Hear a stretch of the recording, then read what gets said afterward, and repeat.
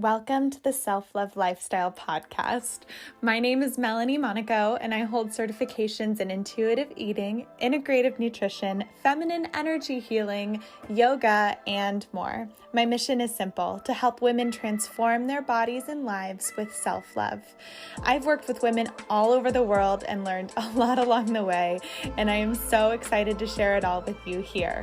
This is a wellness-centric, motivational, and transformational podcast that will give you the tools you need to cultivate more self-love through nutrition, movement, mindset, personal development, spirituality, and beyond. I'm so grateful to have you here. Now let's do this. Are you feeling stuck in a body you don't love? Or unable to find lasting motivation to maintain a healthy lifestyle? Or maybe you feel like you're constantly fighting against your body in order to transform how you look or feel. I know exactly how that goes, but to be honest, 95% of diets fail, and it's really not your fault. The problem is not the food that you're eating or the amount that you're exercising, but it's how you're relating to your body and food. And I'm here to share with you that there's a way for you to have the food that you love and a body you love without the dieting, over-exercising, or calorie counting, because that doesn't even work anyway. I've created a roadmap utilizing everything I've learned in my certifications from intuitive eating, integrative nutrition, energy healing, yoga, fitness, and more. And it's an intuitive wellness roadmap that's going to give you a personalized step-by-step approach to cultivating a body you love unconditionally and the freedom to eat without guilt. In a 30-minute video call with me, we're going to look at your goals not only for your body, but also your life. Because the truth is, you could eat only kale and exercise every single day, but if you're not nourished in all areas of your life, you're not going to be happy or healthy, right? So then we're going to uncover what's been holding you back from living the life of your dreams. We're going to look at the belief systems that are in place, the stories that you're telling yourself, and maybe even lingering ideas of who you think you should be that are detaching your self-worth. And I want to then give you a personalized step-by-step roadmap to becoming the happiest, healthiest, and most confident version of yourself so that you can live purposefully and in alignment with the best version of you. Through utilizing the proven strategies and tools from all my certifications, you're going to have a guide to reaching your goals, whatever they may be. If you want to tap into the power of intuitive wellness, discover how to effortlessly nourish your body and your soul, and cultivate a body you love unconditionally, then head to my website, melaniemonaco.com. That's MELANIEMONACO.com to book your free call now. I would love to chat with you soon, so make sure to hop on my calendar while there are still spots available.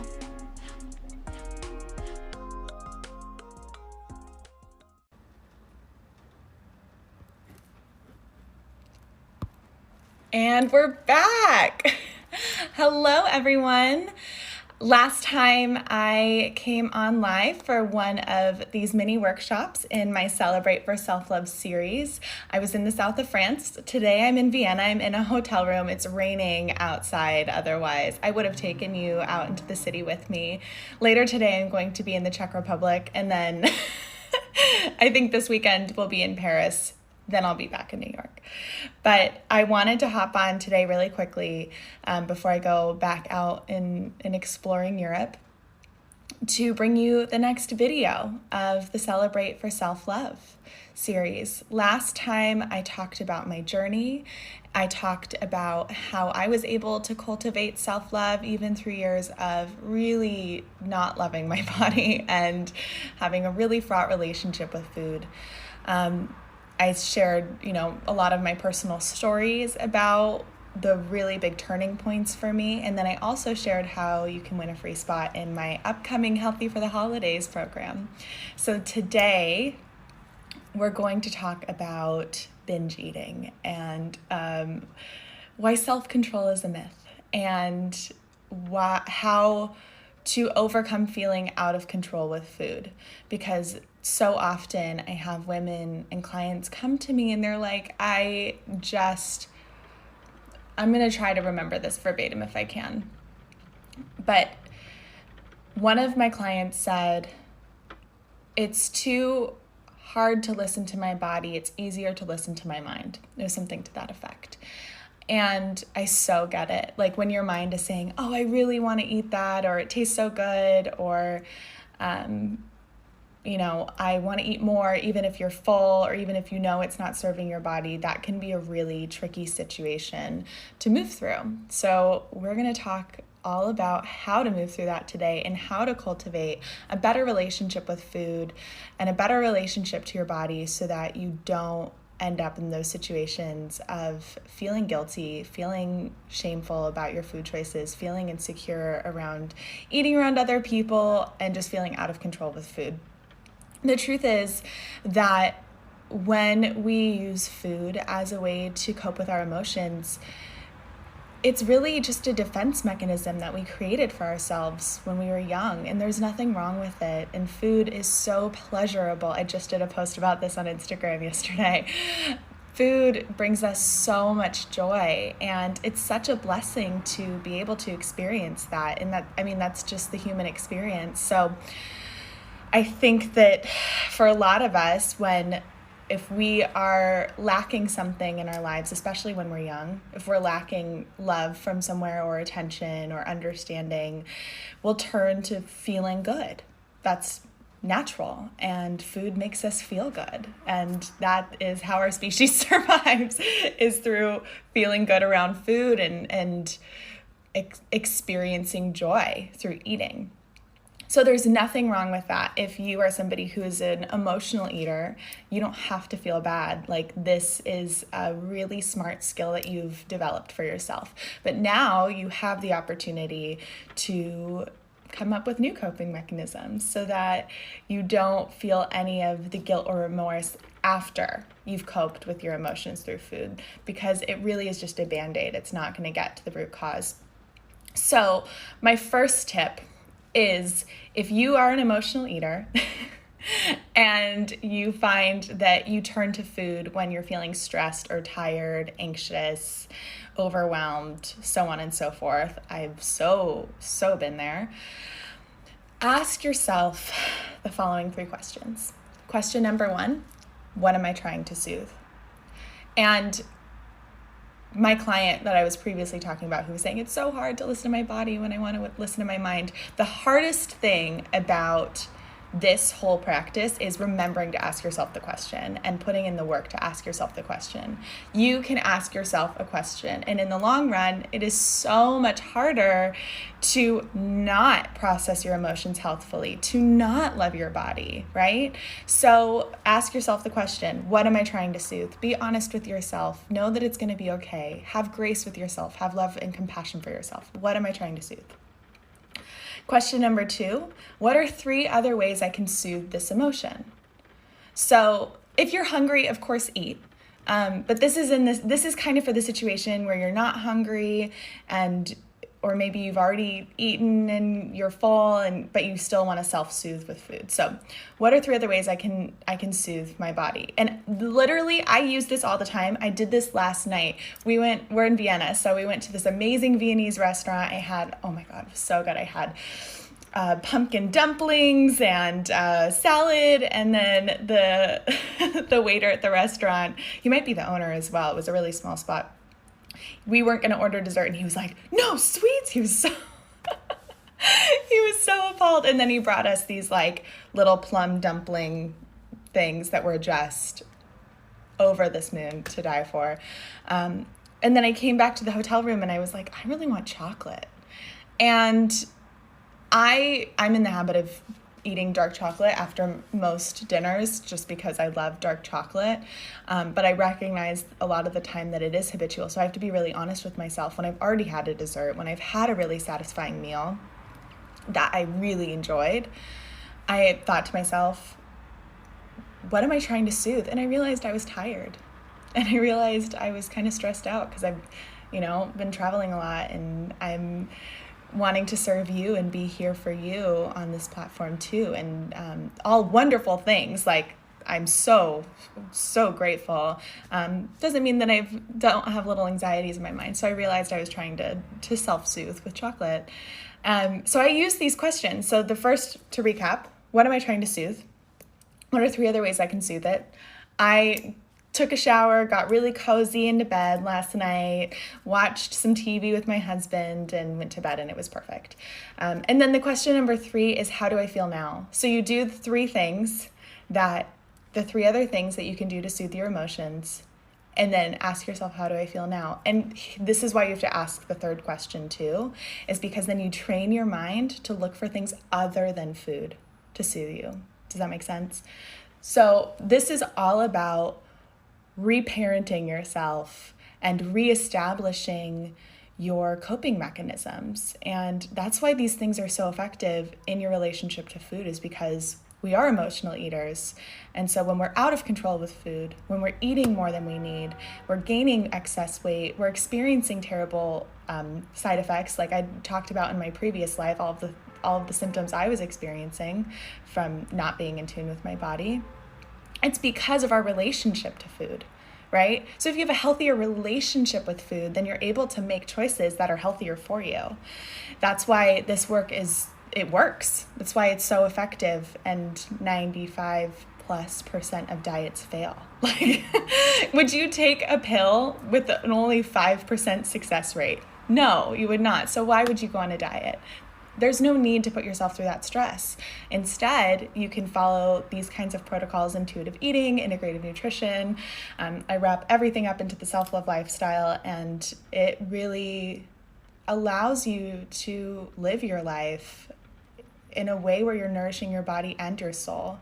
It's about finding balance between indulging and enjoying and finding that pleasure with food in your body, while also honoring your body with care. And there's absolutely a way to do it. So, okay, all about binging, especially around holiday parties. I know it can be challenging because a lot of us, if you're like me, perhaps you've like saved up your calories for a holiday meal, or you've been like really good so that you can eat a lot at the holiday meal. And the problem with this mentality is it's like an all or nothing type of thing. And then you overeat at the holiday party. So a really simple fix is to nourish yourself before you go to your holiday parties and gatherings or wherever you're going. If you are like, there's nothing wrong with being aware that you're going to have a meal and, like not eating too much before that. Like, that's obviously fine. What I'm talking about is like starving yourself before you go to a party. There was one Thanksgiving, I didn't eat for like 2 days before Thanksgiving. And when Thanksgiving came, I was so hungry I couldn't even enjoy the food, which is so sad. And I don't live my life that way anymore. So, and you don't have to live your life that way either. You can nourish your body and enjoy your food. And if you're concerned about weight loss and weight gain and all of that stuff, I will say this: if you are putting yourself through a caloric deficiency, then you are going to slow down your metabolism. You're going to put your body into what is called famine mode, where your body is actually going to become more obsessed with food because it doesn't know that you're limiting your food intake by choice. You have a physiological response that comes up when you do this. When you limit your caloric intake. And it's really important, if you are concerned about weight loss, to keep your metabolism at its healthy state, right? And to do that, eating smaller meals throughout the day is really effective for a lot of people. Moving your body is really effective for a lot of people, but not starving.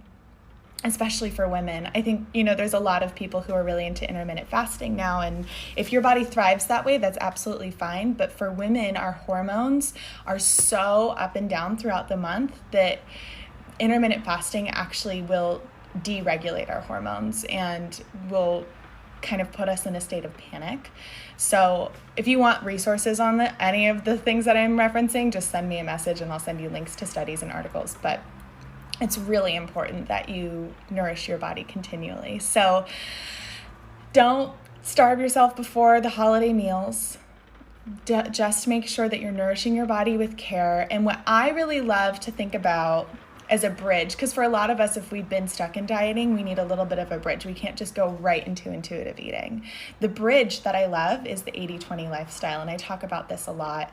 And I don't want to go too deep in it today, but 80-20 really means that 80% of the time you choose body nourishing foods. So these are the foods that make you feel energized, that make you feel healthy, that are really nourishing to your body, nutrient dense foods, all of that good stuff. And then the soul nourishing foods are the things like your family recipes that, probably have a lot of butter or sugar or whatever in them that, you wouldn't normally eat. Because if you did, you would feel kind of like heavy and, weighed down, and your digestive system would all that stuff. So, but it brings you joy. Like last night, this meal I was already talking about here in Vienna, pumpkin dumplings, so good. If I ate those every day, though, I know my body would start to, my digestive system wouldn't be as effective, and I would probably gain weight. I would feel really bloated, but it was soul nourishing, so I have no guilt about it. And because I looked at it as soul nourishing, my body was able to assimilate more of the nutrients because there wasn't the anxiety around it. When you eat with anxiety, you actually are assimilating less nutrients because that energy is going to your fight or flight system instead of to your digestive system. Yeah. So just make sure that you follow the 80-20 if you're really concerned about it. 80% of the time, nourish yourself with body nourishing foods, 20% of the time, soul nourishing foods. I don't recommend writing this down. I don't like writing down what you're eating. I don't recommend calculating it. Just have that in your mind. And if it doesn't nourish your body and it doesn't nourish your soul, then there's really no point for you to eat it. And that also makes it really easy if you get a piece of dessert or anything because you think you should because it's the holidays and you're like, you know what, this isn't nourishing my soul. This isn't nourishing my body. Then that gives you permission to not eat it, which I think is also a really great thing to remember. A lot of the times we eat things because we feel we should or because people tell us to. And remember, you are in control of your body and what you're eating. If it doesn't nourish your body, it doesn't nourish your soul, let it go. The other thing that I want to mention is that I have my notes here. So if you're concerned about what you have to eat at a holiday party, bring your own dish. There's nothing wrong with that. Let's think of the 80-20 as a Venn diagram. So you have your 20% soul nourishing foods, 80% body nourishing foods, and then there should be an overlap. And the more and more you get into these practices, the more of an overlap there will be, because you're going to start to crave the foods that are body nourishing because you're more in tune with your body and they're going to taste even better. So find that overlap in the Venn diagram. I'm like drawing in the air here. So your body and soul nourishing foods, those are the foods that you should focus on in this season, or all seasons, but especially this season, and bring your own dish to holiday celebrations that's in that area for you. For me, that's roasted sweet potatoes. Oh my God, I love them so much, with maybe some lightly candied pecans. So good. So bring your own dish. It's absolutely fine. And then you'll know that there's something for you there where you don't have to eat foods that you don't want to eat. And you know that there's going to be something body nourishing for you so that you're taking care of your body even in the midst of festive feasting. And if you do overeat, if you do end up binging, know that it's okay. Start with self-forgiveness. I have a whole roadmap, a step-by-step system for finding self-love, and self-forgiveness is the first step. So forgive yourself and know that you are doing the best you can do with the information that you have. And your job is now to just take responsibility for what happened, not through guilt and shame, but just accept that it happened and then move on. Don't starve yourself the next day. Eat normally, nourish your body, come up with different ways that you can nourish your body outside of eating. So maybe you can, it's not an all or nothing situation. So maybe you can drink more water that day, or get some more sleep, or take a long walk, or, it's overeating doesn't mean that you have failed as a person. And this is really the problem that so many of us have who are self-classified emotional eaters, binge eaters, all of that is we think that our self-worth is attached to what we're eating. We think our self-worth is attached to what we weigh, and it's not true. And you can reestablish your sense of self-worth through cultivating self-love. And when you detach your self-worth from what you're eating and what you look like, it really transforms your whole life. So I can't recommend that enough. The problem with having these rules around food of like, this food is bad or this food is good, is that you're telling your mind two things. The first thing is that sense of self-worth, that your self-worth is linked to whether you're being good or bad. I hear all the time. I mean, this morning I was in a cafe and I heard a woman say, oh, I really want one of those, I don't know, she was talking about one of the delicious Viennese baked goods. Vienna's famous for its baked goods. And she's like, but I'm going to be good. And to me, I hear in that situation, like, so because you're saying no to being present in the moment and enjoying yourself, that means you're being a better person. That doesn't make sense, you know, but it's not her fault. This is a condition. I used to say that all the time. I have family members that say that. I have friends that say that. It's not her fault. It's not your fault. It's the conditioning that has been put upon us. But your worth is not tethered to the food that you're eating. Know this. And if you want to be a good person, nourish your body and nourish your soul. But it's not good or bad. Food just is. The second thing that you're telling your mind in these situations is that there's a limit surrounding the food you can eat. And so your brain goes into a state of panic because you're fighting against your innate human nature to have food. And when you limit your access to food, even by choice, your body doesn't know it's by choice. So your body sends signals to your brain to turn on that fight or flight mode.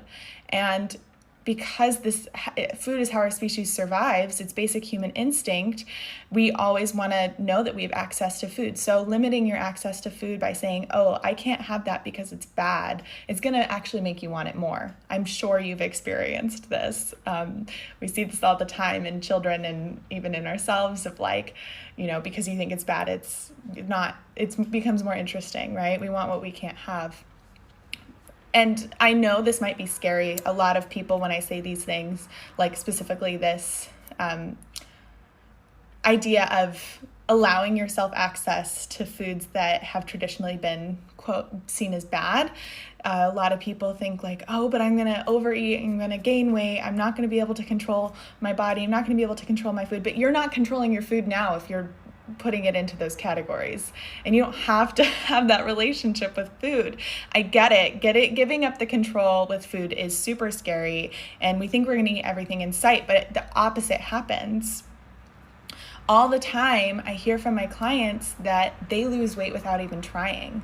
I actually have a quote right here from one of my clients, Ryan. She said, I was able to remove things from my life that I knew weren't serving me anymore, as well as actually lose some weight. It was amazing because I felt like I wasn't trying to lose weight, nor did I care about how much I lost when it finally did. It wasn't about the numbers on the scale for me anymore. It became about being healthy and also being happier. I mean, it's pretty amazing because what I hear in that is that her body is settling into the place where she's known that it should always be. You know, if she's felt like she weighed too much, her body is settling into its healthiest, happiest weight, which is what she always wanted, but she's doing it without even trying it. And she's focusing instead on being healthier and happier, which I would rather be healthier and happier than be on a diet my whole life. The statistics around dieting are just crazy. As I mentioned, 95+% of diets fail. The average woman spends 17 years of her life on a diet. That's 17 years of like saying no to delicious food, no to the pleasure of life. Life is so short. You should be able to enjoy these things. And thousands of dollars. I think it's somewhere between $20,000 and $30,000 is what the average woman spends on dieting products alone. So save yourself the money, save yourself the heartache, save yourself the pain, heal your relationship to your body and food, and experience the joy of what it means to be an intuitive eater and to live the self-love lifestyle. So if this was really valuable for you, I would love to know. You can send me a message, you can post about this on Instagram, tag me, and if you want to go deeper into these practices and really be able to handle the holiday season with ease and health and confidence and radiance without any of that diet drama, then you should definitely sign up for the Healthy for the Holidays program. You can find the link in my bio. You can also go to melaniemonaco.com. And the Healthy for the Holidays program is 6 weeks. It starts November 11th and goes to the end of the year.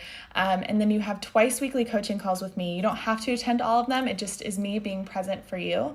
And then you also have a private Facebook group with all of the other women in the program. And then you also have a step-by-step guide. And the step-by-step guide is a systematic approach that I've created to healing the relationships we have with our bodies and food.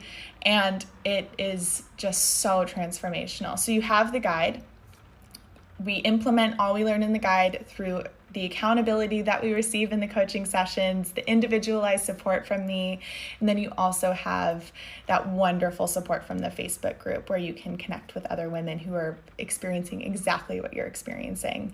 And if you struggle with people in your family or friends commenting on your body around the holiday season, this is going to be really good for you. If you struggle with all of that anxiety around food around the holiday season, this is going to be good for you. If you feel like every New Year's you set the resolution to lose weight and it never happens, this is for you. Like, this is going to change the game for you.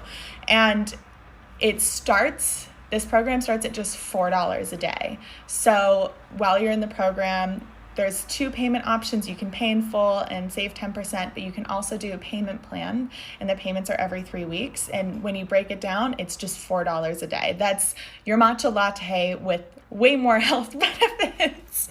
So definitely take a look at the page. You can read all about it, melaniemonaco.com, or the link in my bio. And I'd love to see you inside the program. If you have any questions, feel free to let me know. I'm going to be coming on live a few more times before the program ends, but before the program closes. So the doors are open until November 11th. So if you want to sign up now. Like, get it done. Just say yes to yourself. This is the best gift you can give yourself and your loved ones, because when you're your best self, you're able to be your best self for the people that you love. That's the best gift you can give them. So if you want to give your loved ones and yourself something incredible and transformational, this is it. I would love to see you in the program. Let me know if you have any questions. melaniemonaco.com for more information. And I will see you soon for another mini workshop in the Celebrate with Self-Love series. All right. Mwah. I'll see you soon. It's the most wonderful time of the year, and that means gift giving is here. I couldn't be more excited to align myself with a brand that offers vegan nutrition, skincare, and makeup products, and more. Not to mention everything is non-GMO, gluten-free, and cruelty-free, so it's nourishing for both your body and your soul. We are offering limited edition products and specials this season. My favorite is the cinnamon roll protein powder. I start every day with a protein and vitamin shake, which I promise is more delicious than it sounds. I've been starting my day this way for years. It's how I manage to keep my energy up as a full-time fitness and yoga instructor. But when it tastes like cinnamon rolls, it is a treat for both my body and my taste buds. There are also limited edition makeup sets. My favorite is the Lunar Beauty set, which makes me feel like the moon goddess that I am. And there's body care that smells like your favorite candles, but without any of the harmful chemicals like other brands. Snickerdoodle body wash, yes, please. Plus, from now until the end of the year, you can round up your purchase to the nearest dollar and send a donation to our program that gives teens the confidence to reach their dreams. For every donation you make, your name will be entered into a monthly drawing to win almost $400 worth of products. Give the gift of healthy living to yourself and your loved ones this holiday season. Visit melaniemonaco.com/shop. That's melaniemonaco.com/shop to learn more. Happy holidays, everyone.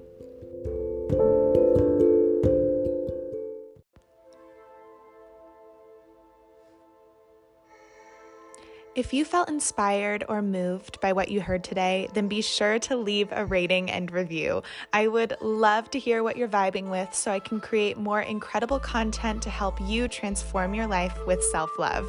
Be sure to connect with me on Instagram at The Self-Love Lifestyle, on Facebook at The Self-Love Lifestyle, and you can also sign up for my mailing list and find free downloads, resources, and more at melaniemonaco.com. That's MELANIEMONACO.com. And be sure to subscribe to the Self-Love Lifestyle podcast so you never miss an episode. I'll see you next week, my love.